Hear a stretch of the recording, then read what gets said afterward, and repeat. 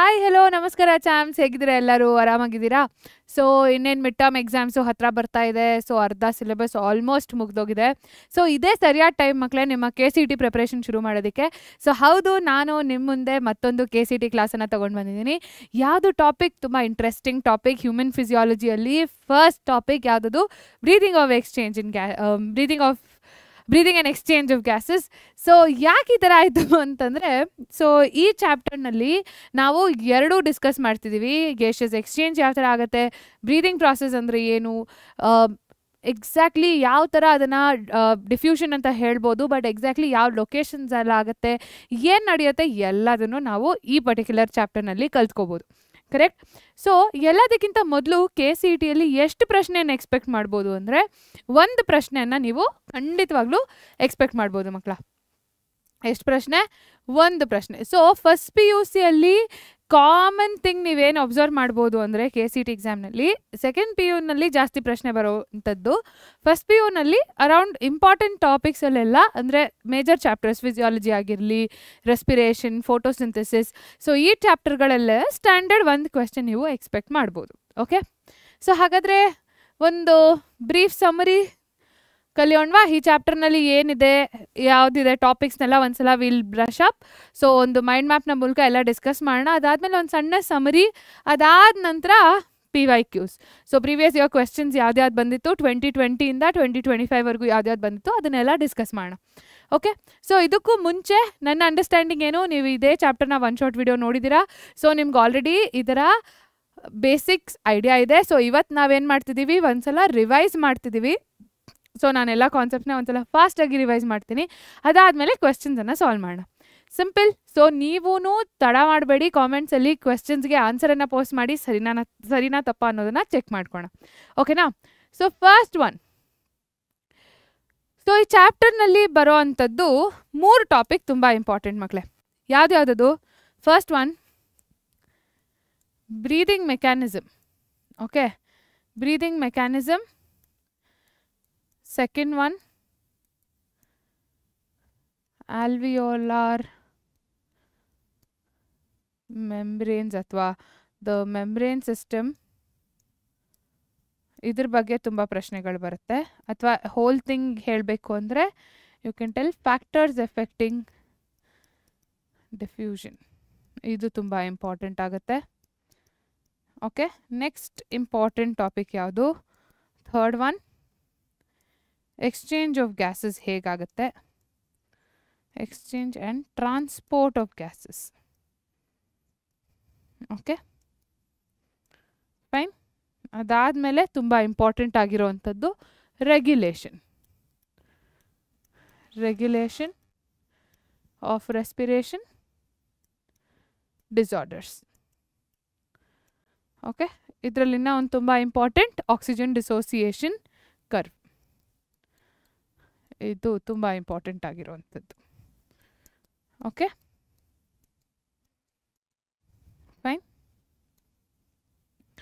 Clear? So ಇದಿಷ್ಟು important topics. So ಒಂದೊಂದೇ ಅರ್ಥ ಮಾಡ್ಕೊಳ್ಳೋಣವಾ? ಸೊ ಫಸ್ಟ್ ಈ ಚಾಪ್ಟರ್ ಬಿಗಿನಿಂಗ್ನಲ್ಲಿ ಏನು ಮಾತಾಡ್ತೀವಿ, ಡಿಫ್ರೆಂಟ್ ರೆಸ್ಪಿರೇಟರಿ ಆರ್ಗನ್ಸ್, ಯಾವ್ಯಾವ ಆರ್ಗ್ಯಾನಿಸಮ್ಸಲ್ಲಿ ಯಾವ ಥರ ಇರುತ್ತೆ ಅಂತ. ಸೊ ಲೋವರ್ ಆರ್ಗ್ಯಾನಿಸಮ್ಸಲ್ಲಿ it is initially direct diffusion of gases. Correct? So ಅಲ್ಲಿ ಯಾವುದೇ ಥರದ ಸ್ಪೆಷಲೈಸ್ಡ್ ಆರ್ಗನ್ಸ್ ಇರಲ್ಲ. ಬಟ್ ಎವಲ್ಯೂಷನ್ ಆಗ್ತಾ ನಾವು ಟ್ರೆಕಿಯಲ್ ಸಿಸ್ಟಮನ್ನು ನೋಡ್ತೀವಿ. ಅದೇ ವರ್ಟಿಬ್ರೇಟ್ಸ್ನಲ್ಲಿ ಬಂದಾಗ, ಅಂದರೆ ನಮ್ಮಲ್ಲಿ ಬಂದಾಗ, we have a full fledged respiratory system. ಅದರಲ್ಲಿ we have the human respiratory ಸಿಸ್ಟಮಲ್ಲಿ ಹೇಗಿಂದ ಶುರುವಾಗುತ್ತೆ, ನಾಸ್ಟ್ರಿಲ್ಸ್, ಅದಾದಮೇಲೆ you have the nasal passage, ಅದಾದಮೇಲೆ pharynx, larynx, trachea, bronchioles, bronchi first, ಅದಾದಮೇಲೆ primary bronchiole, secondary and tertiary bronchioles. So ಇದಿಷ್ಟು ಇರುತ್ತೆ, lungs ಇರುತ್ತೆ. ಸೊ ಅಲ್ಲಿ ನಮ್ಮ full fleshed complete human respiratory system ಇರುತ್ತೆ. ಆದರೆ when you see in lower organisms, tracheal tubes, cuticle, earthworms ಅಲ್ಲೆಲ್ಲ you C cuticle, ಇನ್ಸೆಕ್ಟಲ್ಲಿ ಯು ಸಿ ಟ್ರೆಕಿಲ್ ಟ್ಯೂಬ್ಸ್, ಅದಾದಮೇಲೆ ಪೈಸಸ್ ಅಥವಾ ಫಿಶಸಲ್ಲಿ ಯು ಸಿ ಗಿಲ್ಸ್, ಮತ್ತು ನಮ್ಮದ್ರಲ್ಲೂ you see the pharyngeal gill slits. ಅದಾದಮೇಲೆ ಆಂಫಿಬಿಯನ್ಸಲ್ಲಿ ನಾವು ಲಂಗ್ಸನ್ನು ನೋಡ್ತೀವಿ. ಆ್ಯಂಡ್ ಮೋಸ್ಟ್ ಎವಾಲ್ವ್ಡ್ ಅಂತ ನಾವೇನಿದ್ದೀವಿ ಹ್ಯೂಮನ್ಸಲ್ಲಿ, we see the human respiratory system. So ಶುರುವಾಗೋದು ಎಲ್ಲಿಂದ ಹೇಳಿದ್ದೀನಿ, nasal chamber, pharynx, larynx is nothing but the voice box. ತುಂಬ ಇಂಪಾರ್ಟೆಂಟ್ ವಾಯ್ಸ್ ಬಾಕ್ಸ್. ಇಲ್ಲಿ ಬರುವಂಥದ್ದು ಎಪಿಗ್ಲಾಟಿಸ್. ಸೊ ಇಲ್ಲಿವರೆಗೂ ಫುಡ್ ಆ್ಯಂಡ್ ವಿಂಡ್ ಪೈಪಿಗೆ ಕಾಮನ್ ಎಂಟ್ರಿ ಪ್ಯಾಸೇಜ್ ಇರುತ್ತೆ. ಸೊ ದ್ಯಾಟ್ ಯಾವಾಗ ನಾವು ಊಟ ಮಾಡ್ತಿರ್ತೀವಿ ಆವಾಗ ಅದು ಫುಡ್ ಪೈಪಲ್ಲೇ ಹೋಗಬೇಕು, ವಿಂಡ್ ಪೈಪ್ಗೆ ಹೋಗಬಾರ್ದು ಅಂತ ಹೇಳಿ ಎಪಿಗ್ಲಾಟಿಸ್ ಒಂದು ಮಸ್ಕ್ಯುಲರ್ ಫ್ಲಾಪ್ ಥರ ಇರುತ್ತೆ, ಅದು ಹೀಗೆ ಕ್ಲೋಸ್ ಮಾಡುತ್ತೆ. Okay, so that is very important. Next ಬರುವಂಥದ್ದು trachea. Trachea is a tube like structure, hollow tube ಆಯಿತಾ. ಸೊ ದಟ್ ಆ ಗಾಳಿ ಒಳಗಡೆ ಹೊರಗಡೆ ಹೋಗೋದಕ್ಕೆ ತುಂಬ ಹೆಲ್ಪ್ ಮಾಡುತ್ತೆ. ಸೊ ಅದರಿಂದ ಫಸ್ಟ್ ಬ್ರಾಂಚ್ ಔಟ್ ಆಗೋದು ಯಾವುದು? ಬ್ರಾಂಕೈ. ಅದಾದಮೇಲೆ ಬ್ರಾಂಕಿಯೋಲ್ಸ್. ಬ್ರಾಂಕಿಯೋಲ್ಸಲ್ಲಿ ಪ್ರೈಮರಿ, ಸೆಕೆಂಡ್ರಿ, ಟರ್ಷರಿ ಈ ಮೂರಕ್ಕೂ ಏನಿರುತ್ತೆ? Incomplete C shaped rings, cartilaginous rings ಇರುತ್ತೆ. ಯಾಕೆ? ಅದು ಹೀಗೆ ಮೂವ್ ಆದಾಗ ಅದಕ್ಕೆ ಡ್ಯಾಮೇಜಿಂದ ಸಪೋರ್ಟ್ ಮಾಡೋದಕ್ಕೆ you have the cartilaginous rings. ಎಲ್ಲಿವರೆಗೂ ಇರುತ್ತೆ? ಟರ್ಷರಿ ಬ್ರಾಂಕ್ಯೂಲ್ಸ್ನಲ್ಲೂ ನಾವು ನೋಡ್ಬೋದು. ನೆಕ್ಸ್ಟ್ ಬರೋವಂಥದ್ದು ಆಲ್ವಿಯೋಲೈ. ಸೊ ಆಲ್ವಿಯೋಲೈ ಎಲ್ಲಿ ಇಂಪಾರ್ಟೆಂಟ್ ಆಗುತ್ತೆ? ಸೊ ಆಲ್ವಿಯೋಲೈ ಇಲ್ಲೇನೆ ಮೇಜರ್ ಎಕ್ಸ್ಚೇಂಜ್ ಆಫ್ ಗ್ಯಾಸಸ್ ಆಗೋವಂಥದ್ದು. ಸೊ ಅದೇನು ಮಾಡೋದು? ಸ್ಯಾಕ್ ಲೈಕ್ ಸ್ಟ್ರಕ್ಚರ್ಸ್ ಅದು ಭಾಳಷ್ಟಿರುತ್ತೆ, ನಮ್ಮ ಬ್ರಾಂಕ್ಯೂಲ್ಸಿಂದ ಓಪನ್ ಆಗುತ್ತೆ. So that is nothing but the primary site, ಅಲ್ಲೇ ಆಕ್ಸಿಜನ್ ಮತ್ತು ಕಾರ್ಬನ್ ಡೈಆಕ್ಸೈಡ್ ಎಕ್ಸ್ಚೇಂಜ್ ಆಗೋದು. ಸೊ ಆ ಮೆಮ್ಬ್ರೇನೇ ಅದರೊಳಗಡೆ you have the blood capillaries. So ಅಲ್ಲಿ ಡೈರೆಕ್ಟ್ ಇಂಟ್ರಾಕ್ಷನ್ ನಡೆಯುತ್ತೆ. ಓಕೆ, ಸೊ ಅದರೊಳಗಡೆನೆ ಬ್ಲಡ್ ಕ್ಯಾಪಿಲರೀಸ್ ಇರೋವಂಥದ್ದು. ಸೊ ಅದಾದಮೇಲೆ ನಾವು ಅರ್ಥ ಮಾಡ್ಕೊಳ್ಬೇಕಾಗಿರೋದು ಕಂಡಕ್ಟಿಂಗ್ ಪಾರ್ಟ್ ಮತ್ತು ರೆಸ್ಪಿರೇಟರಿ ಪಾರ್ಟ್. ಸೊ ಈ ಇಷ್ಟು ಫ್ಲೋ ಚಾರ್ಟ್ ನಾನೇನು ಹೇಳಿದೆ ಇದರಲ್ಲಿ ಅಂಟಿಲ್ ದ ಬ್ರಾಂಕ್ಯೂಲ್ಸ್, ಅದೆಲ್ಲ ಎಲ್ಲಿಗೆ ಬರುತ್ತೆ? ಕಂಡಕ್ಟಿಂಗ್ ಪಾರ್ಟಿಗೆ ಬರುತ್ತೆ. ಕಂಡಕ್ಟಿಂಗ್ ಪಾರ್ಟ್ ಅಂದರೆ ಏನು? ಆ ಗಾಳಿ ಏನು ಒಳಗಡೆ ಬರ್ತಾ ಇದೆ ಅದರ ಮೂಮೆಂಟನ್ನು ಫೆಸಿಲಿಟೇಟ್ ಮಾಡಿ ಅದು ಆಲ್ವಿಯೋಲೈವರೆಗೂ ಹೋಗೋ ಅಂಥದ್ದನ್ನು ನಾವು ಮಾಡೋವಂಥದ್ದನ್ನು ಕಂಡಕ್ಟಿಂಗ್ ಪಾರ್ಟ್ ಅಂತ ಹೇಳ್ತೀವಿ. ಅದೇ ಆ ಡಕ್ಟ್ಸ್ ಮತ್ತು ಆಲ್ವಿಯೋಲೈ ಏನಿದೆ that becomes the respiratory part. ಯಾಕೆ? ಅಲ್ಲೇನೆ ಮೇಜರ್ ಎಕ್ಸ್ಚೇಂಜ್ ಆಗೋದು. Clear? So conducting part, respiratory part. Next ಈಗ ಮೆಕ್ಯಾನಿಸಮ್ ಆಫ್ ಬ್ರೀತಿಂಗಿಗೆ ಬಂದರೆ, ಓಕೆ, ತುಂಬ ಇಂಪಾರ್ಟೆಂಟ್. ಸೊ ಇದನ್ನು ಅರ್ಥ ಮಾಡ್ಕೊಳ್ಳೋದು ತುಂಬ ಸಿಂಪಲ್ ಮಕ್ಕಳೇ.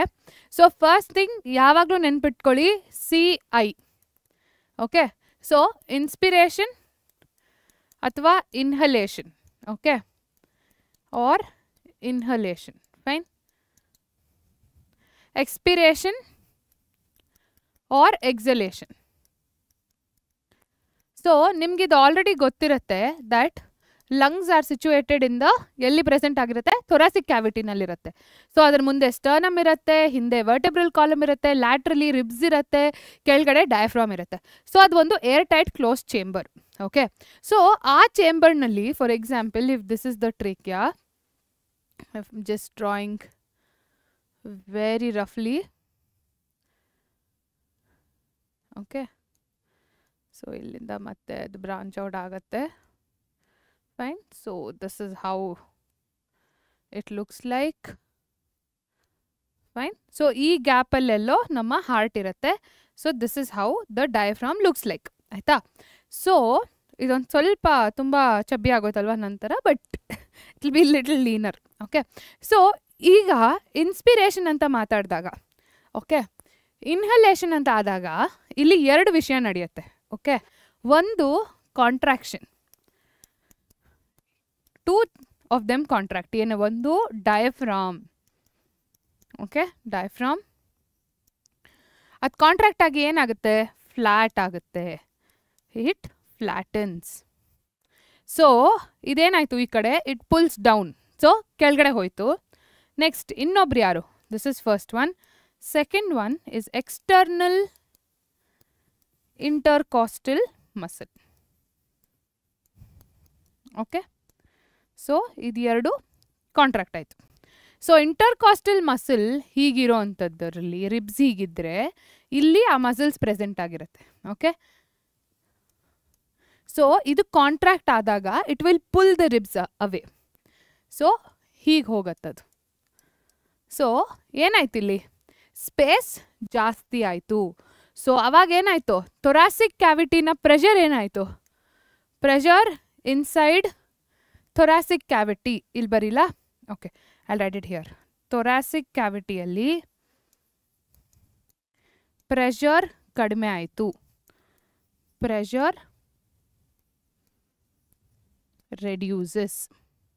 ಸೊ ಇಂಟ್ರಾಪಲ್ಮನರಿ ಪ್ರೆಷರ್ ಕೂಡ ಕಡಿಮೆ ಆಗುತ್ತೆ. ಅಂದರೆ ಲಂಗ್ಸ್ ಒಳಗಡೆನ ಪ್ರೆಷರ್ ಕೂಡ ಕಡಿಮೆ ಆಗುತ್ತೆ. pulmonary pressure reduces.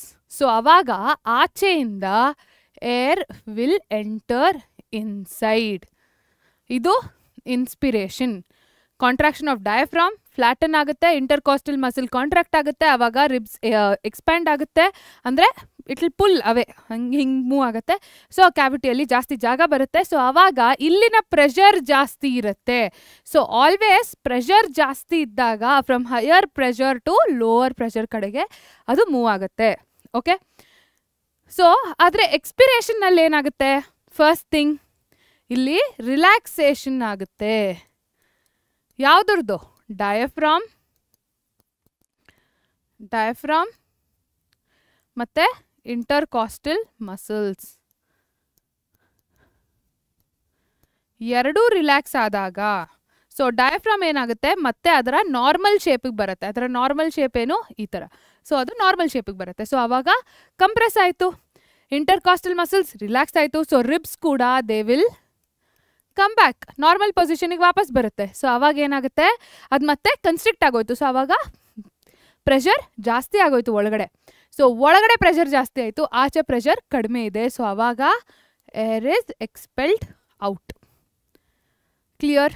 ಸೊ ಇದು ಇನ್ಸ್ಪಿರೇಷನ್, ಇದು ಎಕ್ಸ್ಪಿರೇಷನ್. ಇಷ್ಟೇ breathing mechanism.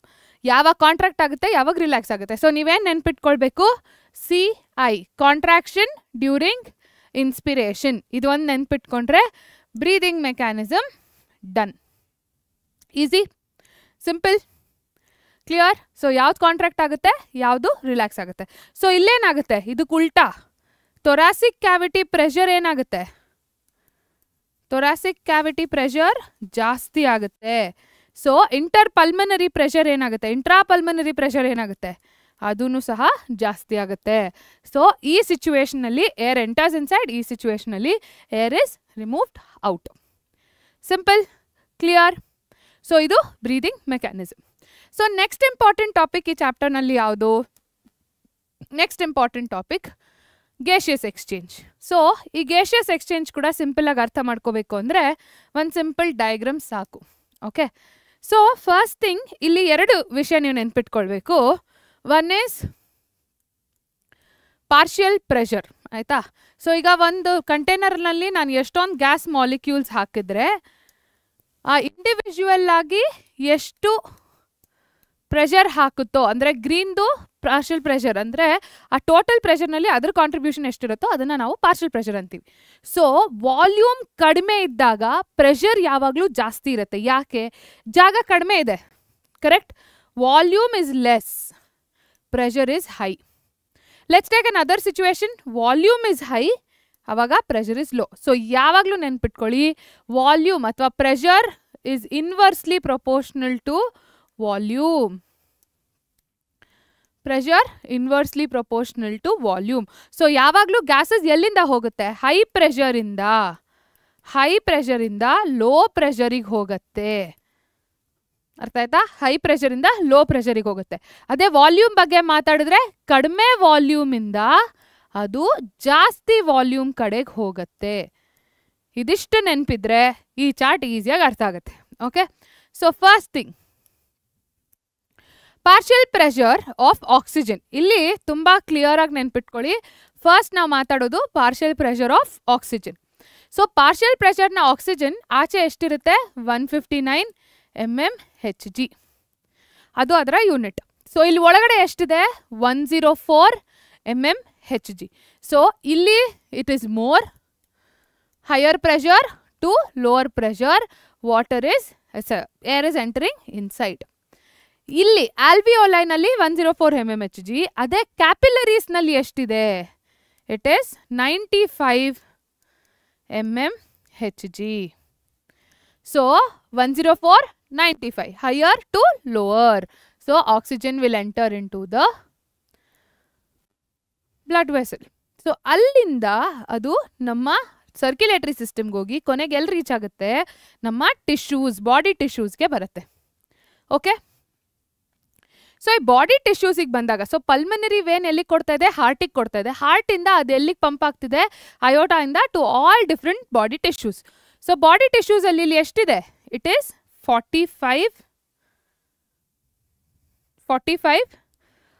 it is around 40 mmHg. So here it is 95 in the systemic arteries. In case of body tissues, it is 40 mmHg. So ಅದು blood capillaries ಇಂದ ಎಲ್ಲಿಗೆ ಬರುತ್ತೆ, body tissues ಒಳಗಡೆ ಹೋಗುತ್ತೆ. Next ಇಲ್ಲಿ 40 mmHg ಇದೆ. ಡಿಆಕ್ಸಿಜನೇಟೆಡ್ ಬ್ಲಡ್ ಅಲ್ಲಿ ಎಷ್ಟಿದೆ, 40 mmHg ಇದೆ, ಈಕ್ವಲ್ ಇದೆ. ಸೊ ಆಕ್ಸಿಜನ್ ಎಸ್ಕೇಪ್ ಆಗಕ್ಕಾಗಲ್ಲ, ಅದು ಸೆಲ್ಸ್ ಅಲ್ಲೇ ಇರುತ್ತೆ. ಓಕೆ, ಅದೇ ನಾವು ಕಾರ್ಬನ್ ಡೈಆಕ್ಸೈಡ್ ನೋಡಿದ್ರೆ ಸೆಲ್ಸ್ ಅಲ್ಲಿ 45 mmHg, ಇಲ್ಲೂ ಸಹ 45 mmHg. ಸೊ ಅದು ಸೆಲ್ಸ್ ಇಂದ ಎಲ್ಲಿಗೆ ಬರುತ್ತೆ, ಬ್ಲಡ್ ವೆಸಲಿಗೆ ಬರುತ್ತೆ, which is nothing but the pulmonary systemic vein, ಅಲ್ಲಿಂದ ಪಲ್ಮನರಿ ಆರ್ಟ್ರಿ. ಸೊ ಅಲ್ಲಿ ಎಷ್ಟು ಬಂತು, ಅಲ್ಲಿನೂ ಸಹ 45 mmHg. ಸೊ ಅದು ಸೆಲ್ಸ್ ಇಂದ ಇಲ್ಲಿಗೆ ಬರುತ್ತೆ. ಸೊ ಇಲ್ಲಿಂದ ಆಲ್ವಿಯೋಲೈನಲ್ಲಿ ಎಷ್ಟು, 40 mmHg. ಸೊ ಅದು ಬ್ಯಾಕ್ ಟು ಆಲ್ವಿಯೋಲೈ. ಹಾಗೆ ಅದನ್ನ ಆಚೆಗೆ ಎಕ್ಸ್ಪೆಲ್ ಮಾಡಿರ್ತೀವಿ. ಆಚೆ ಎಷ್ಟು, it is 0.3 mmHg. Okay, so ಇದು ನಮ್ಮ diffusion points. So let's take it again. So ಇಲ್ಲಿ ಎರಡು ಡೆಸ್ಟಿನೇಷನ್ಸ್ ತುಂಬ ಇಂಪಾರ್ಟೆಂಟ್ ಮಕ್ಕಳ. ಒಂದು ಆಲ್ವಿಯೋಲೈ ಮತ್ತೆ ಟಿಶ್ಯೂಸ್. ಓಕೆ, ಮತ್ತೆ ಇದು ಅಟ್ಮಾಸ್ಫಿಯರ್. ಆಯ್ತಾ? ಸೊ ಇಲ್ಲಿ 159 mmHg ಇರುತ್ತೆ. ಸೊ ಬೇರೆ ಕಲರ್ ಇಟ್ಕೊಳ್ಳೋಣ. ಸೊ ಆಕ್ಸಿಜನ್ ಇಲ್ಲಿ ಒಳಗಡೆ ಬರುತ್ತೆ, because here it is 104 mmHg. So ಇಲ್ಲಿಂದ ಅದು ಬ್ಲಡ್ ವೆಸಲ್ಸಿಗೆ ಬರುತ್ತೆ. ಅಲ್ಲಿ ಎಷ್ಟಿದೆ, 95 mmHg.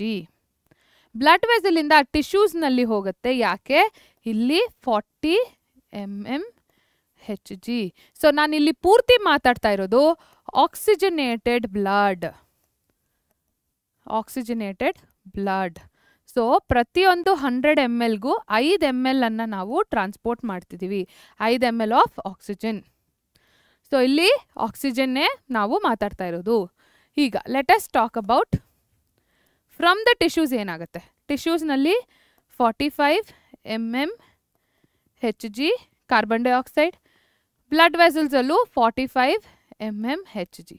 ಸೊ ಇಲ್ಲಿ ಕಾರ್ಬನ್ ಡೈಆಕ್ಸೈಡ್ ಟಿಶ್ಯೂಸಿಂದ ಆಚೆ ಬಂತು. ಸೊ ಟಿಶ್ಯೂಸಲ್ಲಿ ಕಾರ್ಬನ್ ಡೈಆಕ್ಸೈಡ್ ಜಾಸ್ತಿ ಇರುತ್ತೆ. ಅಫ್ಕೋರ್ಸ್ ನಾವು ಆಕ್ಸಿಜನನ್ನು ಯೂಸ್ ಮಾಡ್ಕೊಳ್ತೀವಿ. Oxygen is used as final electron acceptor. ನಾವು ರೆಸ್ಪಿರೇಷನ್ ಚಾಪ್ಟ್ರಲ್ಲಿ ಕಲ್ತ್ವಿ, ಗ್ಲೂಕೋಸ್ ಏನು ಬ್ರೇಕ್ ಡೌನ್ ಆಗುತ್ತೆ, ಕೊನೆಗೆ ಕಾರ್ಬನ್ ಡೈಆಕ್ಸೈಡ್ ಮಾಲಿಕ್ಯೂಲ್ಸ್ ಆಗುತ್ತೆ. ಸೊ ಇಲ್ಲಿ ಕಾರ್ಬನ್ ಡೈಆಕ್ಸೈಡ್ ಕಾನ್ಸಂಟ್ರೇಷನ್ ಜಾಸ್ತಿ ಆಗುತ್ತೆ. ಸೊ ಇಲ್ಲಿಂದ ನೆಕ್ಸ್ಟ್ ಅದು ಎಲ್ಲಿಗೆ ಹೋಗುತ್ತೆ, ಆಲ್ವಿಯೋಲೈಗೆ ಹೋಗುತ್ತೆ. ಸೊ ಆಲ್ವಿಯೋಲೈಯಲ್ಲಿ ಎಷ್ಟಿದೆ, ಆಲ್ವಿಯೋಲೈಯಲ್ಲಿ 40 mmHg ಇದೆ. ಸೊ ಕಾರ್ಬನ್ ಡೈಆಕ್ಸೈಡ್ ಆಲ್ವಿಯೋಲೈ ಒಳಗಡೆ ಬರುತ್ತೆ. ಅದೇ ಅಟ್ಮಾಸ್ಫಿಯರಲ್ಲಿ 0.3 mmHg ಇರೋದ್ರಿಂದ it will go out. Clear? So ಇದು ಸೈಕಲ್. ಈ ವ್ಯಾಲ್ಯೂಸ್ ಯಾವಾಗಲೂ ನೆನ್ಪಿಟ್ಕೊಂಡಿರ್ಬೇಕು ಮಕ್ಕಳ. ಓಕೆ, ತುಂಬ ಕಷ್ಟ ಏನಿಲ್ಲ. ಒಂದ್ಸಲ if you try to remember it is easy. 45-40 carbon dioxide ಅಂತೂ, ಅದೇ ಆಕ್ಸಿಜನ್ಗೆ 159, 104, 95, 40 mmHg. ಸಿಂಪಲ್. ಸೊ ಇದು ಆಲ್ವಿಯೋಲೈನಲ್ಲಾಗುವಂಥ ಡಿಫ್ಯೂಷನ್ ಮತ್ತು ಟಿಶ್ಯೂಸ್ನಲ್ಲಾಗುವಂಥದ್ದು. ಸೊ ಈ ಡಿಫ್ಯೂಷನ್ ಆಗಬೇಕು ಅಂದರೆ 3 ಪ್ಯಾರಾಮೀಟರ್ಸ್ ತುಂಬ important. First one solubility, order. First one ಯಾವಾಗಲೂ partial pressure of oxygen. Partial pressure of oxygen and carbon dioxide. Second one solubility. Third one the membrane. So ಆ 3 membrane system which is less than 1 mm. ಯಾವ್ದದು membranes? Alveolar membrane, basement membrane and the capillary membrane. So ಇದು 3 ಕೂಡ ತುಂಬ important ಆಗುತ್ತೆ. Very very important factors. Solubility ಅಂತ ಬಂದಾಗ 20 to 25% more carbon dioxide is soluble. Solubility of carbon dioxide is more than oxygen. So ಇದಿಷ್ಟು parameters ನೀವು ನೆನ್ಪಿಟ್ಕೊಳ್ಬೇಕು. ಯಾವುದಕ್ಕೆ? When we talk about diffusion of gases. So next ಬರೋವಂಥದ್ದು ಈ ಚಾಪ್ಟರ್ನಲ್ಲಿ ಟ್ರಾನ್ಸ್ಪೋರ್ಟ್ ಆಫ್ ಗ್ಯಾಸಸ್. ಸೊ ಇಲ್ಲಿ ಬಂದಾಗ ಓಕೆ, ಸೊ ಇಲ್ಲಿ ಆಲ್ಮೋಸ್ಟ್ ಅದನ್ನೇ ಬರ್ದಿದ್ದೀನಿ. ಡಿಫ್ಯೂಷನ್ ಫ್ಯಾಕ್ಟರ್ಸ್ ಏನು, pressure gradient, solubility, membrane, partial ಪ್ರೆಷರ್ಸನ್ನು ಕೋಟ್ ಮಾಡಿದ್ದೀನಿ ಇಲ್ಲಿ. ಅದ್ರ ಬಗ್ಗೆ ಆಲ್ರೆಡಿ ಎಕ್ಸ್ಪ್ಲೇನ್ ಮಾಡಿರೋದಾಗಿದೆ. ಸೊ ಟ್ರಾನ್ಸ್ಪೋರ್ಟ್ ಆಫ್ ಗ್ಯಾಸಸ್ ಅಂತ ಬಂದಾಗ ಓಕೆ, ತುಂಬ ಸಿಂಪಲ್ ಮಕ್ಕಳ. ಆಕ್ಸಿಜನನ್ನು ತಗೊಳ್ಳಿ. Okay, so this is RBC. Let us split it. So ಇಲ್ಲಿ for oxygen 97% oxyhemoglobin. Okay, 3% dissolved state. Okay, 3% dissolved state in plasma. Okay, in plasma. Fine. ಇದು oxygen transport. ಆಕ್ಸಿಹಿಮೋಗ್ಲೋಬಿನ್ form ಆಗಬೇಕು ಅಂದರೆ ಫೇವರಬಲ್ ಕಂಡೀಷನ್ಸ್ ಯಾವುದು? Okay, favorable conditions. It's a reversible association. ಇದು reversible. Okay, so favorable conditions ಏನು? Partial pressure of oxygen should be high. Partial pressure of carbon dioxide should be low. Hydrogen ion concentration should be less. Temperature should be less. ಇದಿಷ್ಟು ಅದರ factors. So ಇದಿಷ್ಟು ಎಲ್ಲಿ ನಡೆಯುತ್ತೆ? Alveoli. So ಆಲ್ವಿಯೋಲೈನಲ್ಲಿ you see oxyhemoglobin. Hemoglobin ಇಲ್ಲಿ association ಆಗುತ್ತೆ. ಅದೇ ಟಿಶ್ಯೂಸಲ್ಲಿ ಪಾರ್ಷಿಯಲ್ ಪ್ರೆಷರ್ ಆಕ್ಸಿಜನ್ದು ಕಡಿಮೆ ಇರುತ್ತೆ, partial pressure of carbon dioxide ಜಾಸ್ತಿ ಇರುತ್ತೆ, ಟೆಂಪ್ರೇಚರ್ ಕೂಡ ಜಾಸ್ತಿ ಇರುತ್ತೆ, ಎಕ್ಸೋಥರ್ಮಿಕ್ ರಿಯಾಕ್ಷನ್ಸ್ ನಡೀತಿರುತ್ತೆ, ಹೈಡ್ರೋಜನ್ ಅಯಾನ್ ಕಾನ್ಸಂಟ್ರೇಷನ್ ಕೂಡ ಜಾಸ್ತಿ ಇರುತ್ತೆ. ಯಾಕೆ? ಅಲ್ಲಿ ಬೈಕಾರ್ಬನೇಟ್ಸ್ ಫಾರ್ಮೇಷನ್ ಆಗ್ತಿರುತ್ತೆ. ಸೊ ಹಾಗಾಗಿ ಇಲ್ಲೇನಾಗುತ್ತೆ? ಡಿಸೋಸಿಯೇಷನ್ ಆಗುತ್ತೆ. ಡಿಸೋಸಿಯೇಷನ್ ಆಗುತ್ತೆ. ಸೊ ಅಸೋಸಿಯೇಷನ್ ಎಲ್ಲಾಗುತ್ತೆ? ಆಲ್ವಿಯೋಲೈಯಲ್ಲಾಗುತ್ತೆ. ಡಿಸೋಸಿಯೇಷನ್ ಎಲ್ಲಾಗುತ್ತೆ? ಟಿಶ್ಯೂಸಲ್ಲಿ ಆಗುತ್ತೆ. ಸೊ ಇದು ಆಕ್ಸಿಜನ್ ಟ್ರಾನ್ಸ್ಪೋರ್ಟ್. ಅದೇ ಕಾರ್ಬನ್ ಡೈಆಕ್ಸೈಡ್ ಟ್ರಾನ್ಸ್ಪೋರ್ಟ್ ಬಗ್ಗೆ ಮಾತಾಡಿದ್ರೆ, so this is HB here. Hemoglobin ಎಷ್ಟು oxygen atoms? 4. Okay, 4 oxygen atom per HB. ಅದು ಅಸೋಸಿಯೇಷನ್ ಹೇಗಾಗತ್ತೆ? It is called cooperative binding. Very important. Cooperative binding. So ಎಲ್ಲ 4 ಆಕ್ಸಿಜನ್ ಏನಿದೆ ಡೈರೆಕ್ಟಾಗಿ ಹೋಗಿ HB ಜೊತೆ ಅಸೋಸಿಯೇಟ್ ಆಗೋಕ್ಕಾಗಲ್ಲ. ಒಂದಾದ್ಮೇಲೆ ಒಂದು ಹೋಗ್ಬೇಕು. ಒಂದು ಹತ್ತಿದ್ಮೇಲೆ ಇನ್ನೊಂದು, ಇನ್ನೊಂದು ಹತ್ತಿದ್ಮೇಲೆ ಇನ್ನೊಂದು. ಸೊ ಒಂದಾದ್ಮೇಲೆ ಒಂದು. So it's a gradual saturation. It is not a straight. ಅಂದರೆ ಒಂದೇ ಸಲ ಎಲ್ಲನೂ ಹೋಗಿ ಹಿಮೋಗ್ಲೋಬಿನ್ ಜೊತೆ ಇಂಟ್ರಾಕ್ಟ್ ಮಾಡೋದಕ್ಕಾಗಲ್ಲ. ಸೊ ಗ್ರ್ಯಾಜುವಲ್ ಆಗಿ ಫಾರ್ಮೇಷನ್ ಆಗೋದ್ರಿಂದ ನಾವು ಪಾರ್ಷಿಯಲ್ ಪ್ರೆಷರ್ ಆಫ್ ಆಕ್ಸಿಜನ್ ಮತ್ತು ಹಿಮೋಗ್ಲೋಬಿನ್ ಸ್ಯಾಚುರೇಷನನ್ನು ನೋಡಿದಾಗ ನಾವು ಒಂದು ಸಿಗ್ಮಾಯ್ಡ್ ಕರ್ವ್ ಅನ್ನು ನೋಡ್ತೀವಿ. ಸೊ ಇಲ್ಲಿ ಪಾರ್ಷಿಯಲ್ ಪ್ರೆಷರ್ ಆಫ್ ಆಕ್ಸಿಜನ್, ಇಲ್ಲಿ ಹಿಮೋಗ್ಲೋಬಿನ್ ಸ್ಯಾಚುರೇಷನ್. ಸೊ ಇದನ್ನು ನೋಡಿದಾಗ ನಾವು ಒಂದು ಸಿಗ್ಮಾಯ್ಡ್ ಕರ್ವ್ ಇರುತ್ತೆ. ಯಾಕೆಂದರೆ ಕೋಆಪರೇಟಿವ್ ಬೈಂಡಿಂಗಿಂದ. ಇದು ಕೋಆಪರೇಟಿವ್ ಬೈಂಡಿಂಗ್ ಇಲ್ಲ, ಎಲ್ಲನೂ ಒಂದೇ ಸಲ ಬೈಂಡ್ ಆದರೆ ಹೇಗಿರುತ್ತೆ ಗ್ರಾಫು? ಈ ಥರ ಸ್ಟ್ರೇಟ್ ಲೈನ್ ಥರ ಇರುತ್ತೆ. ಸೊ ಇದು ಆಗಲ್ಲ. ಸೊ ಹಾಗಾಗಿ ಕೋಆಪರೇಟಿವ್ ಬೈಂಡಿಂಗನ್ನು ನಾವು ಕಾಣ್ಬೋದು. Simple. Okay, so next one in between ನೀವು ಯೋಚನೆ ಮಾಡೋದಾದರೆ, ಈ ಡಿಸೋಸಿಯೇಷನ್ ಪಾರ್ಟ್ ಏನಿದೆ ಏನಕ್ಕೆ ಆಗ್ತಾ ಇದೆ? PCO2 ಜಾಸ್ತಿ ಇದೆ, ಮತ್ತು ಕಂಡೀಷನ್ಸ್ ಎಲ್ಲ ಉಲ್ಟಾ ಆಗ್ತಾ ಇದೆ. ಹೈಡ್ರೋಜನ್ ಅಯಾನ್ಸ್ ಜಾಸ್ತಿ ಇದೆ, ಮತ್ತು ಟೆಂಪ್ರೇಚರ್ ಕೂಡ ಜಾಸ್ತಿ ಆಗ್ತಾ ಇದೆ. ಸೊ ಇದನ್ನು ನಾವೇನಂತ ಕರಿತೀವಿ? Bohr's effect. ಇದನ್ನು ನಾವು ಬೋರ್ಸ್ ಎಫೆಕ್ಟ್ ಅಂತ ಕರಿತೀವಿ. ತುಂಬ important slide, very very important slide. ಇದರಿಂದ ಕ್ವೆಶ್ಚನ್ಸ್ ಬರೋದಂತೂ short questions. Bohr's effect, oxygen dissociation curve, cooperative binding, ಇದೆಲ್ಲ ಕೇಳಿರೋ ಅಂಥದ್ದೇ, ಹಾಗೆ ಹೇಳ್ತಾ ಇಲ್ಲ, ಇದರಿಂದ ಬರುವಂಥದ್ದೇ. ಸೊ ಮಕ್ಕಳೇ, ನನ್ನ experience, out of my experience ನಾನು ಹೇಳ್ತಾ ಇದ್ದೀನಿ. ಈ ಚಾಪ್ಟರ್ಸ್ ಫಿಸಿಯಾಲಜಿ ಏನಿದೆ ತುಂಬ ಕಾನ್ಸೆಪ್ಷುಯಲ್ ಇರುತ್ತೆ. ನಿಮ್ಗೆ ಆ ಕಾನ್ಸೆಪ್ಟ್ ಅರ್ಥ ಆಗೋವರೆಗೂ ತುಂಬ ಕಷ್ಟ ಅನಿಸುತ್ತೆ. ಬಟ್ ಒಂದ್ಸಲ ನಿಮಗೆ ಕಾನ್ಸೆಪ್ಟ್ ಅರ್ಥ ಆದರೆ you will take hardly 15 minutes, 15 ನಿಮಿಷ ಸಾಕು ಈ ಪರ್ಟಿಕ್ಯುಲರ್ ಇಡೀ ಚಾಪ್ಟರನ್ನು ರಿವೈಸ್ ಮಾಡೋದಕ್ಕೆ. ಯಾಕೆಂದರೆ ನಿಮ್ಗೆ ಹಾಟ್ಸ್ಪಾಟ್ಸ್ ಗೊತ್ತು. ಓಕೆ, ಬ್ರೀದಿಂಗ್ ಮೆಕ್ಯಾನಿಸಮ್ ಆಯಿತು, transport of gases, okay, diffusion ಎಲ್ಲ ಆಯಿತು, ಏನು ಸೆಂಟರ್ಸ್ ಇತ್ತು, ವ್ಯಾಲ್ಯೂಸ್ ಏನಿತ್ತು, ಎಲ್ಲ ಹಿಂಗೆ ಹೇಳ್ಬಿಡ್ತೀರ. ಸೊ ಅದನ್ನು ಅರ್ಥ ಮಾಡ್ಕೊಳ್ಳೋವರೆಗೂ ಸ್ವಲ್ಪ ಕಷ್ಟ. ಸೊ ನಿಧಾನವಾಗಿ ಪಾಠ ಕೇಳಿಸ್ಕೊಳ್ಳಿ. ಏನಾದರೂ ಡೌಟ್ಸ್ ಇದ್ದರೆ ಪೋಸ್ಟ್ ಮಾಡೋದನ್ನು ಮರಿಬೇಡಿ. ಸೊ ಈ PPTs ನೋಟ್ಸ್ ಎಲ್ಲ ಬೇಕು ಅಂದರೆ ಪರೀಕ್ಷಾ ಆ್ಯಪ್ನ ಡೌನ್ಲೋಡ್ ಮಾಡೋದು ಮರಿಬೇಡಿ. ಕ್ಲಿಯರ್? ಓಕೆ, ಸೊ ನಾವು ಈ ಕಡೆ ಬಂದರೆ ಈಗ ಯಾವುದ್ರ ಬಗ್ಗೆ ಮಾತಾಡ್ತಾ ಇದ್ವಿ ನಾವು? Let us talk about carbon dioxide. Okay, so carbon dioxide around 7% dissolved ಸ್ಟೇಟಲ್ಲಿ ಟ್ರಾನ್ಸ್ಪೋರ್ಟ್ ಆಗುತ್ತೆ. 20 to 25% ಕಾರ್ಬಮಿನೋ ಹಿಮೋಗ್ಲೋಬಿನ್ ಆಗಿ ಟ್ರಾನ್ಸ್ಫರ್ ಆಗುತ್ತೆ. Carb amino hemoglobin. Okay, carbamino haemoglobin.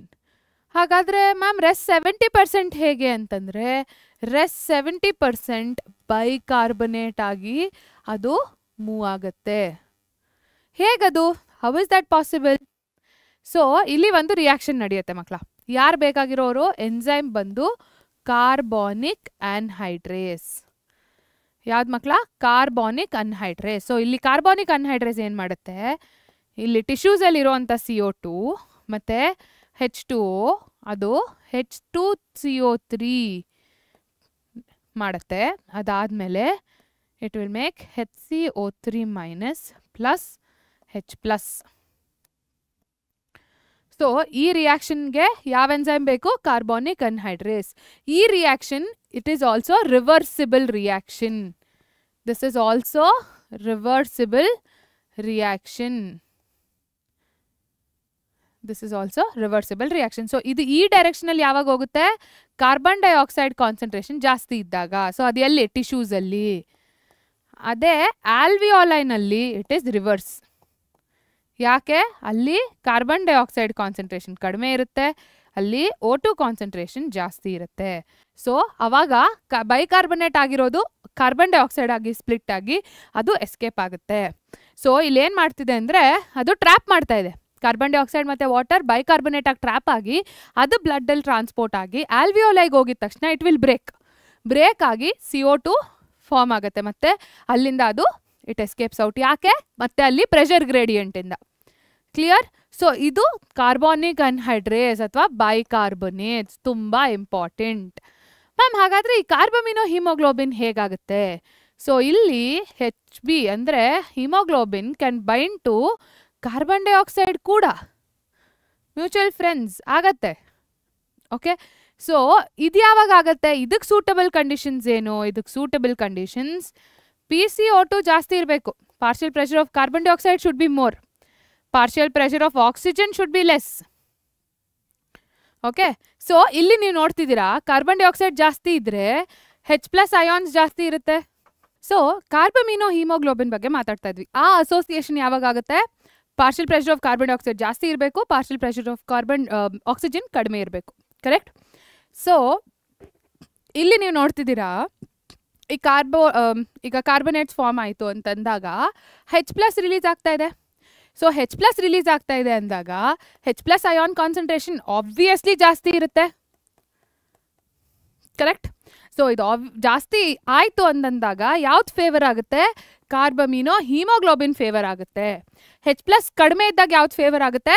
Oxy hemoglobin favour ಆಗುತ್ತೆ. ಓಕೆ, ಸೊ ಇದೆರಡು ನೀವು ನೆನ್ಪಿಟ್ಕೊಳ್ಬೇಕು.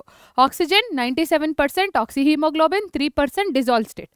Carbon dioxide 20 to 25% carbamino hemoglobin, 7% dissolve state, 70% bicarbonates. Okay, so ಯಾವ enzyme ತುಂಬ important? Carbonic anhydrase. ಇದು ಎಲ್ಲಿರುತ್ತೆ? ಇದು ನಮ್ಮ RBCನಲ್ಲಿರುತ್ತೆ ಮತ್ತು ಪ್ಲಾಸ್ಮಾದಲ್ಲೂ ಇರುತ್ತೆ.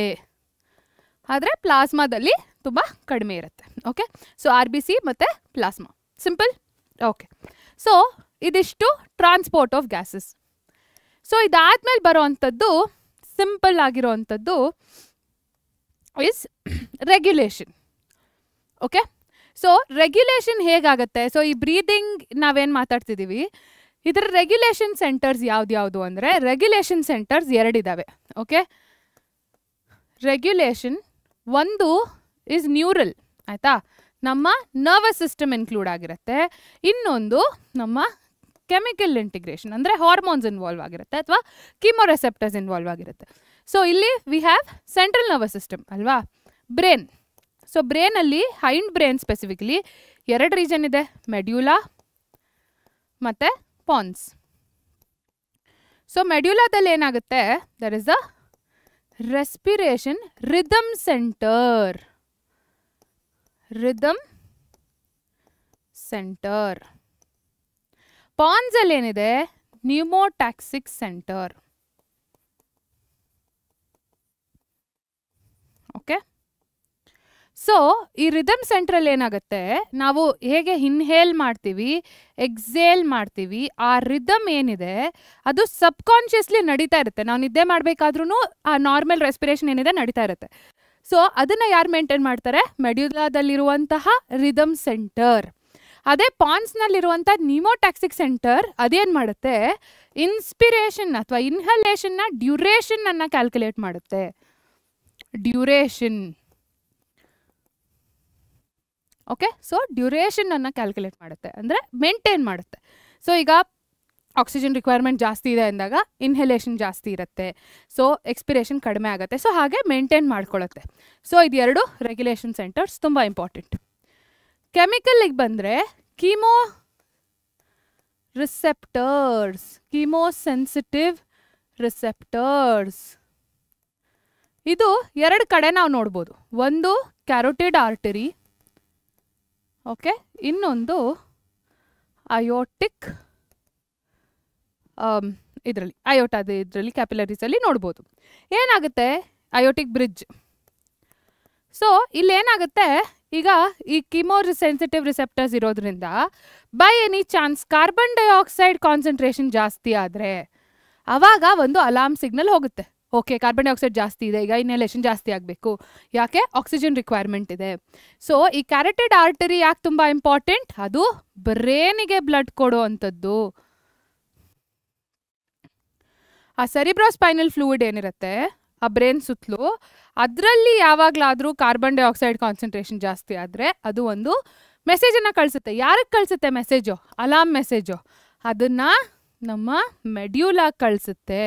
ಇಲ್ಲಿ ರಿದಮನ್ನು ಸೆಟ್ ಮಾಡಲಿಕ್ಕೆ ಅದು ಹೇಳುತ್ತೆ, ಹೀಗಾಗಿದೆ ಸ್ವಲ್ಪ ರಿದಮನ್ನು ಚೇಂಜ್ ಮಾಡಿ ಅಂತ. ಸೊ ಅದು ಅದರ ಕೆಲಸ. ಅಯೋಟಿಕ್ ಬ್ರಿಡ್ಜಲ್ಲೂ ಸೇಮ್ ಆಗುತ್ತೆ, ಅಲ್ಲೂ ಕಾರ್ಬನ್ ಡೈಆಕ್ಸೈಡ್ ಕಾನ್ಸಂಟ್ರೇಷನ್ ಜಾಸ್ತಿ ಆಗಿದ ತಕ್ಷಣ ಅದೂ ಸಹ ಮೆಡ್ಯುಲಾಗೆ ಮೆಸೇಜನ್ನು ಕಳಿಸುತ್ತೆ. ಕ್ಲಿಯರ್? ಸೊ ಇದು ನಮ್ಮ ರೆಗ್ಯುಲೇಷನ್ ಆಫ್ ರೆಸ್ಪಿರೇಟರಿ ಸಿಸ್ಟಮ್. ಕೊನೆಯದಾಗಿರೋದು ಡಿಸಾರ್ಡರ್ಸ್. ಇಲ್ಲಿ 3 ಡಿಸಾರ್ಡರ್ಸ್ ಬಗ್ಗೆ ಮಾತಾಡ್ತೀವಿ. ಏನದು? Asthma, ಎಂಫೈಸೀಮಾ,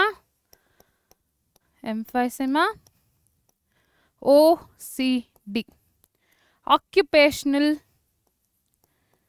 disorders. Okay ma'am, OCD ಅಂದರೆ ಬೇರೆ ಮ್ಯಾಮ್, ಅದೆಲ್ಲ ಟೆನ್ಷನ್ನೇ ಬೇಡ. Will talk about occupational disorders. So asthma ಅಂತಂದಾಗ ಏನಾಗುತ್ತೆ, ಆ ಬ್ರಾಂಕಿಯೋಲ್ಸ್ನಲ್ಲಿ ಏನು ಸ್ಪೇಸ್ ಇರುತ್ತೆ ಏರ್ ಫ್ಲೋಗೆ ಅದು ಕಡಿಮೆ ಆಗೋಗುತ್ತೆ, ಇಷ್ಟೇ ಇರುತ್ತೆ. ಸೊ ಆ ರೀತಿಯಿಂದ ಆ ಬ್ರಾಂಕಿಯೋಲ್ಸ್ ಬ್ಲಾಕ್ ಆದಾಗ ಉಸಿರಾಟ ತುಂಬ ಕಷ್ಟ ಆಗುತ್ತೆ. ಸೊ ಅದು asthma.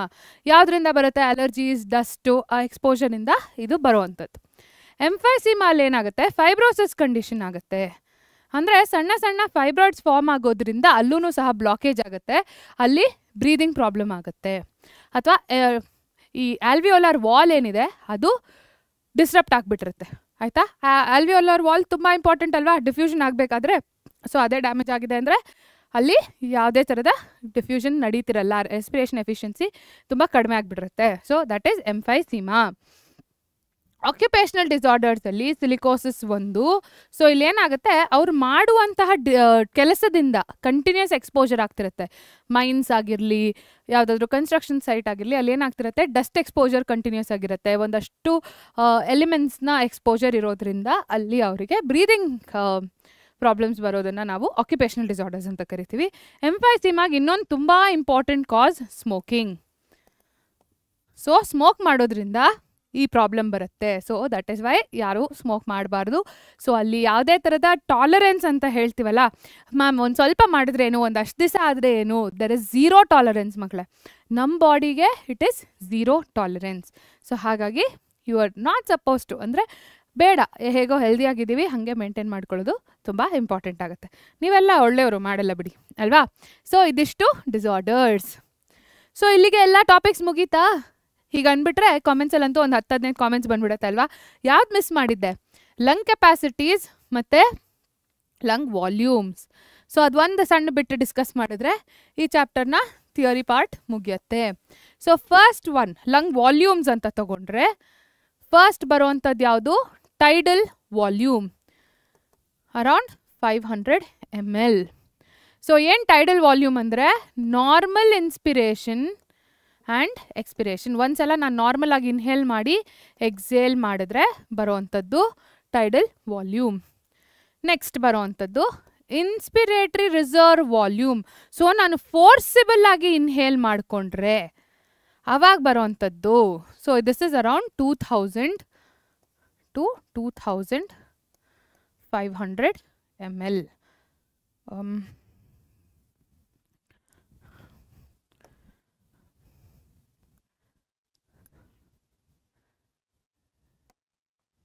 Okay, so tidal volume first lung volumes ತಗೊಂಡಾಗ ಫಸ್ಟ್ ಬರೋವಂಥದ್ದು tidal volume. So already typed ಇದೆ ಅಲ್ವಾ, will switch to this. So inspiratory reserve volume ಎಷ್ಟಾಯಿತು? 2500 to 3000 ml. ಸೊ ಇನ್ಸ್ಪಿರೇಷನ್ ಅಂದರೆ ಫೋರ್ಸಿಬಲ್ ಆಗಿ ಎಕ್ಸ್ಟ್ರಾ ಏರ್ ಇನ್ಹೇಲ್ ಮಾಡ್ಕೊಳ್ಳೋದು. Next ಬರೋವಂಥದ್ದು expiratory reserve volume, forcible ಆಗಿ ಎಕ್ಸೇಲ್ ಮಾಡುವಂಥದ್ದು. ಅದೆಷ್ಟು? 1000 to 1100 ml. ರೆಸಿಡ್ಯುಯಲ್ ವಾಲ್ಯೂಮ್ ಅಂದರೆ ಏನು? ಸೊ ಯಾವುದೇ ಟೈಮ್ನಲ್ಲಿ ದೆರ್ ಇಸ್ ನೋ ಏರ್ ಅಂತ ಹೇಳೋಕ್ಕಾಗಲ್ಲ, ಲಂಗ್ಸ್ನಲ್ಲಿ ವ್ಯಾಕ್ಯೂಮ್ ಕ್ರಿಯೇಟ್ ಆಗೋದಕ್ಕೆ ಆಗೋದಿಲ್ಲ. ಸೊ ಆ ಟೈಮ್ನಲ್ಲಿ ನಾವೇನು ಹೇಳ್ತೀವಿ? Residual volume. ಅದು ಎಷ್ಟು ಏರ್ ಉಳ್ಕೊಂಡಿರುತ್ತೋ ಒಳಗಡೆ ಅದನ್ನು ರೆಸಿಡ್ಯುಯಲ್ ವಾಲ್ಯೂಮ್ ಅಂತ ಹೇಳ್ತೀವಿ. ಸೊ ಇದು ನಮ್ಮ ಲಂಗ್ ವಾಲ್ಯೂಮ್ಸ್ ಅಂದರೆ ಎಷ್ಟು both oxygen, carbon dioxide, air. Okay, air ಬಗ್ಗೆ ಮಾತಾಡ್ತಾ ಇದ್ದೀವಿ. ಪಾರ್ಷಿಯಲ್ ಪ್ರೆಷರ್ ಅಂತ ಮಾತಾಡಿದಾಗ ಮಾತ್ರ ಆಕ್ಸಿಜನ್ ಮತ್ತು ಕಾರ್ಬನ್ ಡೈಆಕ್ಸೈಡ್ ಅಂತ ಸೆಪ್ರೇಟಾಗಿ ಮಾತಾಡ್ತೀವಿ. ಸೊ ಫಸ್ಟ್ ಒನ್ ಕೆಪಾಸಿಟೀಸ್ ಬಗ್ಗೆ ತಗೊಂಡ್ರೆ we have total lung capacity, vital capacity, functional, residual capacity. Okay, so first one when you talk about expiratory inspiratory capacity ಅದೆಷ್ಟು? T V plus IRV, T V plus ERV. ಇದು normal, ಇದು easy ಅಲ್ವಾ. ಅದೇ functional residual ಕೆಪಾಸಿಟಿಯಲ್ಲಿ ಏನಾಗುತ್ತೆ? It is expiratory reserve volume plus residual volume. ಅಂದರೆ so ಇದಿತ್ತು, residual volume ಇತ್ತು, ನಾನು ಉಪಯೋಗಿಸ್ಕೊಳ್ಬೋದಿತ್ತು, ಆದರೆ ನಾನು ಮಾಡ್ತಿಲ್ಲ. ಎಷ್ಟು ಉಪಯೋಗಿಸ್ಕೊಳ್ಬಹುದಿತ್ತು ಅನ್ನೋದನ್ನು ನಾವಿಲ್ಲಿ ಮಾತಾಡ್ತಾ ಇರೋದು. Remaining air in the lungs after normal expiration. So it is ERV plus RV. Next ಬರೋವಂಥದ್ದು ವೈಟಲ್ ಕೆಪಾಸಿಟಿ, ಇದು ಮ್ಯಾಕ್ಸಿಮಮ್ ಏರ್. ಓಕೆ, ಸೊ ಅಲ್ಲೇನು? It is T V plus IRV plus ERV. So ಇವಾಗ ನೀವು ತೊಗೊಂಡ್ರೆ ERV plus RV, this is the FRC. ಇದಕ್ಕೆ ನಾನು IRV add ಮಾಡಿದ್ರೆ ಇದೇನಾಗುತ್ತೆ? Vital capacity. ಇದಕ್ಕೆ ನಾನು ಟೈಡಲ್ ವಾಲ್ಯೂಮ್ ಆ್ಯಡ್ ಮಾಡಿದ್ರೆ this is my total lung capacity. So ಇದು ಯಾವಾಗಲೂ ನೆನಪಿರ್ಬೇಕು ಮಕ್ಕಳ. So FRC plus VC is nothing but VC plus TV is nothing but total lung capacity. FRC plus IRV is vital capacity. So ಈ combination ಮೇಲೆ ಭಾಳಷ್ಟು ಪ್ರಶ್ನೆಗಳು ಬರ್ಬೋದು. So usually values ಕೊಟ್ಟು calculate ಮಾಡಿ ಅಂತ ಹೇಳೋದು ಭಾಳ ಕಾಮನ್. ಓಕೆ, ಸೊ ಇದನ್ನಿನ್ನೂ ಡಿಟೇಲಾಗಿ ಅರ್ಥ ಮಾಡ್ಕೊಳ್ಬೇಕು ಅಂದರೆ ನನ್ನ ಒನ್ ಶಾರ್ಟ್ ವಿಡಿಯೋಸ್ ಎಲ್ಲಿದೆ, PUC ಎಡ್ ಪರೀಕ್ಷೆ ಸೈನ್ಸ್ ಯೂಟ್ಯೂಬ್ ಚಾನಲ್ನಲ್ಲಿ ಇದೇ ಚಾಪ್ಟರ್ನ ಒನ್ ಶಾರ್ಟ್ ವಿಡಿಯೋಸ್ ಇದೆ, ಹೋಗಿ ಚೆಕ್ಔಟ್ ಮಾಡೋದನ್ನು ಮರಿಬೇಡಿ. ಇದ್ರ ಜೊತೆಗೆ ಎಲ್ಲ ಚಾಪ್ಟರ್ಸ್ನ ಕಡೆಗೆ ಒನ್ ಶಾರ್ಟ್ ವಿಡಿಯೋಸ್ ಎಲ್ಲ ಇದೆ, ಹೋಗಿ ಚೆಕ್ಔಟ್ ಮಾಡೋದು ಮರಿಬೇಡಿ. Okay, so last one is let's see few questions. Okay, so first question ನೋಡೋಣವಾ. Respiratory mechanism controlled by oblongata can be altered by. So ನಾನು ಹೇಳಿದ್ದೆ ಮೆಡ್ಯುಲಾ ಅಬ್ಲಾಂಗೇಟಾ ಮತ್ತು pons, correct? Rhythm centre, pneumotaxic centre. So rhythm ಸೆಂಟ್ರಲ್ಲಿ ಏನಾಯಿತು? ರಿದಮನ್ನು maintain ಮಾಡ್ತೀವಿ, expiration ಮತ್ತು inhalation. ಅದೇ ಪಾನ್ಸಲ್ಲಿ ನಿಮೋಟ್ಯಾಕ್ಸಿಕ್ ಸೆಂಟ್ರಲ್ಲಿ ನಾನು ಡ್ಯೂರೇಷನ್ ಮೇಂಟೈನ್ ಮಾಡ್ತಾ ಇದ್ದೀನಿ. So it is indirectly also altering the rhythm ಅಲ್ವಾ. ಸೊ ಇಲ್ಲಿ ಅಮ್ಮ ನನ್ನನ್ನು ಕಂಟ್ರೋಲ್ ಮಾಡ್ತಾರೆ, ಆರ್ ಫಾರ್ ಎಕ್ಸಾಂಪಲ್ ಅಮ್ಮ ನನಗೆ ಹೇಳ್ತಾರೆ, ನಾನು ಹೇಳಿದ ಮಾತು ನೀನು ಕೇಳಬೇಕು ಅಂತ. ಅಮ್ಮನ ಯಾರು ಕಂಟ್ರೋಲ್ ಮಾಡ್ತಿದ್ದಾರೆ? ಅಜ್ಜಿ ಹೇಳಿದ ಮಾತನ್ನು ಅಮ್ಮ ಕೇಳಲೇಬೇಕು. ಸೊ ಇಲ್ಲಿ ಮೆಡ್ಯುಲಾ ಅಮ್ಮ. ಓಕೆ, ಸೊ ಅಜ್ಜಿ ಯಾರು? It is pons. ಸೊ ಮೆಡ್ಯುಲಾದಲ್ಲಿ ನಡೀತಾ ಇರೋ ರೆಸ್ಪಿರೇಟರಿ ಮೆಕ್ಯಾನಿಸಮ್ನ ಆಲ್ಟರ್ ಮಾಡ್ಬೋದು ಅಂದ್ರೆ it is the pneumotaxic centre in the pons. So ಇಲ್ಲಿ ರೆಸ್ಪಿರೇಟರಿ ಮೆಕ್ಯಾನಿಸಮ್ ಅಂತ ಮಾತಾಡಿದಾಗ ಮೆಡ್ಯುಲಾ ಆಬ್ಲಾಂಗೇಟಾಗೆ ಯಾರು ಕಂಟ್ರೋಲ್ ಮಾಡ್ಬೋದು? Pneumotaxic centre in the pons, correct. So ಅಲ್ಲಿ ಏನಾಗ್ತಿದೆ, ಒಬ್ರು ರಿದಮ್ ಅನ್ನ ಮೇಂಟೈನ್ ಮಾಡ್ತಿದ್ದಾರೆ, ಇನ್ನೊಬ್ರು ಡ್ಯೂರೇಷನ್ ಅನ್ನ ಮೇಂಟೈನ್ ಮಾಡ್ತಿದ್ದಾರೆ, ಕರೆಕ್ಟ್. ಸೊ ಅಲ್ಲಿ ನಾನೇನು ಹೇಳಿದ್ದೆ, ನ್ಯೂಮೋಟಾಕ್ಸಿಕ್ ಸೆಂಟರ್ ಇಂದ ಅಂದರೆ ಪಾನ್ಸ್ ಇಂದ ಮೆಡ್ಯುಲಾಗೆ ಇಟ್ ಕ್ಯಾನ್ ಆಲ್ಟರ್. ಯಾಕೆ? ದಿಸ್ ಇಸ್ ಮಾಮ್, ಇದು ಅಜ್ಜಿ, ಕರೆಕ್ಟ್. ಸೊ ಇದನ್ನ ಕಂಟ್ರೋಲ್ ಮಾಡ್ತಾ ಇದೆ. ಆದರೆ ಇನ್ನೊಬ್ರು ಇದಾರಲ್ವಾ, ಏನಾದರೂ ಇದು ಕಾರ್ಬನ್ ಡೈಆಕ್ಸೈಡ್ ಕಾನ್ಸಂಟ್ರೇಷನ್ ಜಾಸ್ತಿ ಆಗಿದ ತಕ್ಷಣ ಮೆಡ್ಯುಲಾಗ ಒಬ್ರು ಮೆಸೇಜ್ ಕೊಡ್ತಾರೆ. ಯಾರವರು? That is none other than chemosensitive or chemosensitive region. ಎಲ್ಲಿರೋದಿದು? ಇದು ಮೆಡ್ಯುಲಾನಲ್ಲೇ ಇಲ್ಲ, it is in the blood vessels ಅಲ್ವಾ. Sorry, it is in the you see that even in the ಮೆಡ್ಯುಲಾದಲ್ಲಿ ರಿಸೆಪ್ಟರ್ಸ್ ಇರಬೇಕು, ಅಲ್ಲಿಂದ ಮೆಸೇಜನ್ನು ತೊಗೊಳ್ಬೇಕು. ಎಲ್ಲಿಂದ ಮೆಸೇಜ್ ಬರ್ತಾ ಇದೆ? ಮೆಸೇಜ್ ಬರ್ತಾ ಇರೋದು ಕೆರೋಟಿಡ್ ಆರ್ಟರಿ ಅಥವಾ ಅಯೋಟಿಕ್ ಬ್ರಿಡ್ಜಿಂದ ಬರುವಂಥದ್ದು. ಸೊ ಅಲ್ಲಿ ಆನ್ಸರ್ ಏನು ಬಂತು? It is both pneumotaxic and chemosensitive receptors ಏನಿದೆ ಪಾನ್ಸ್ ಮತ್ತು ಮೆಡ್ಯುಲಾ ಆಬ್ಲಾಂಗೇಟಾದಲ್ಲಿ. ಸೊ ಅದು ಎರಡೂ ಕಂಟ್ರೋಲ್ ಮಾಡ್ಬೋದು. ಸೊ ಇದು 2025 ಬಂದಿರುವಂಥದ್ದು, ರೆಗ್ಯುಲೇಷನ್ ಪಾರ್ಟಿಂದ ಬಂದಿರುವಂಥದ್ದು, ತುಂಬ important. So next question, ciliated epithelial cells are present in. So ciliated epithelial cells ಅಂತ ಬಂದಿದ ತಕ್ಷಣ kidneys, intestines, blood vessels, bronchioles. ಈಗ ನೀವು ಈಸಿಯಾಗಿ ಬ್ರಾಂಕ್ಯೂಲ್ಸ್ ಅಂತ ಹೇಳ್ಬಿಡ್ತೀರಾ because we are discussing this chapter. ಆದರೆ ಎಕ್ಸಾಮಲ್ಲಿ ಕೊಟ್ಟಾಗ it's a confusing question. So ciliated epithelial cells ಆದ ಬ್ರಷಿಂಗ್ ಸೆಲ್ಸ್ ಅಲ್ವಾ. ಸೊ ಅದು ಎಲ್ಲಿ ತುಂಬ ಇಂಪಾರ್ಟೆಂಟ್ ಆಗುತ್ತೆ? ಕಿಡ್ನಿ ಅಲ್ಲ, ಇಂಟೆಸ್ಟೈನ್ಸಲ್ಲಿ it is more for the absorption, microvilli ಇರೋವಂಥದ್ದು. So ಅದಕ್ಕಿಂತ ಇಲ್ಲಿ ಅಡ್ಯಾಪ್ಟ್ ಆಗಬೇಕಾಗಿರೋವಂಥದ್ದು ಯಾವುದಕ್ಕೆ? It is to the bronchioles. So ಇಲ್ಲಿ ಆನ್ಸರ್ ಏನು? It is bronchioles. Clear? Simple. ಇದು 2024 ಬಂದಿರೋವಂಥದ್ದು. 22 ಬಂದಿರೋವಂಥದ್ದು ತುಂಬ simple question. A person suddenly starts coughing. ಇದ್ದಕ್ಕಿದ್ದಂತೆ ಕಾಫ್ ಮಾಡ್ತಿರ್ತಾರೆ. ಯಾಕೆ? ಯಾವುದರ ಇಂಪ್ರಾಪರ್ ಮೂವ್ಮೆಂಟ್ ಆಗಿರ್ಬೋದು? Tongue, diaphragm, epiglottis, neck. Tongue ಚಾನ್ಸೇ ಇಲ್ಲ, ಅಂಟಿಲ್ ಅನ್ಲೆಸ್ ನಾವು ಅದನ್ನು ಕಚ್ಕೊಂಡ್ರೆ ಮಾತ್ರ ಸ್ವಲ್ಪ ನೋವಾಗುತ್ತೆ, ಕಣ್ಣಲ್ಲಿ ನೀರು ಬರುತ್ತೆ. ಡಯಾಫ್ರಾಗಮ್ ಬಗ್ಗೆ ನಾವು ಮಾತಾಡೋಕ್ಕೆ ಆಗಲ್ಲ. While food it is clearly epiglottis. 10th standard ಅವ್ರನ್ನ ಕೇಳಿದ್ರು ಹೇಳ್ಬಿಡ್ತೀರಾ. ಯಾಕೆ? ಇದನ್ನು ಆವಾಗ್ಲೂ ಸಹ ನೀವು ಕಲ್ತಿರ್ತೀರಾ. So simple. ಸೊ ಇಲ್ಲಿ ಆನ್ಸರ್ ಏನು? It is epiglottis, flap movement ಏನಿದೆ ಅದು. ಸೊ ಇದಿಷ್ಟು ನಮ್ಮ PYQs.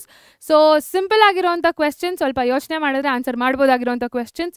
ಸೊ ಆಲ್ಮೋಸ್ಟ್ ಎಲ್ಲ ಟಾಪಿಕ್ಸನ್ನು ಬ್ರೀಫ್ ಆಗಿ ಸಿಕ್ಕಾಪಟ್ಟೆ ಫಾಸ್ಟಾಗಿ ಹೇಳ್ಕೊಟ್ಟಿದ್ದೀನಿ. ಸೊ ನಿಮ್ಗೇನಾದರೂ ರಿವಿಷನ್ ಮಾಡಬೇಕು ಅಂದರೆ ಪರ್ಫೆಕ್ಟ್ ವಿಡಿಯೋ ಅದೇ. ನಾನು ಈ ಪಾಠನ ಮ್ಯಾಮ್ ಫಸ್ಟಿಂದ ಕಲಿಬೇಕು, ಇನ್ನೊಂದ್ಸಲ ಅರ್ಥ ಮಾಡ್ಕೋಬೇಕು ಅಂದರೆ ಒನ್ ಶಾಟ್ ವಿಡಿಯೋಸನ್ನು ನೋಡೋದು ಮರಿಬೇಡಿ. ಸೊ ನಿಮ್ಮ ಸಾಧನೆ ನಮ್ಮ ಗೆಲುವು, ನಾವು ಸದಾ ನಿಮ್ಮೊಟ್ಟಿಗೆ ಇರ್ತೀವಿ. ನಿಮ್ದು ಏನೇ ಕಷ್ಟಗಳಿದ್ರು ಅಂದರೆ, ನೋಟ್ಸ್ ಬೇಕಿದ್ದರೆ, ಮ್ಯಾಮ್ ಈ ಡೌಟ್ ಇದೆ, ಏನೇ ಇದ್ರೂ ದಯವಿಟ್ಟು ಕಾಮೆಂಟ್ಸಲ್ಲಿ ಪೋಸ್ಟ್ ಮಾಡಿ. ಮ್ಯಾಮ್ ಇಷ್ಟ ಆಯಿತು, ಮ್ಯಾಮ್ ಇಷ್ಟ ಆಗಿಲ್ಲ, ಯಾಕೆ ಇಷ್ಟ ಆಗಿಲ್ಲ, ಏನು ಎಕ್ಸ್ಟ್ರಾ ಮಾಡಬೇಕು ಅದನ್ನು ಸಹ ತಿಳಿಸಿ. ಸೊ ನಾವು ಮತ್ತೆ ನಿಮ್ಮ ಮುಂದೆ ಬಂದಾಗ ಅದನ್ನೆಲ್ಲ ಅಳವಡಿಸ್ಕೊಳ್ತೀವಿ ಅಂತ ಹೇಳ್ತಾ ಮತ್ತೆ ಸಿಗ್ತೀನಿ. ಟಾಟಾ, ಬಾಯ್.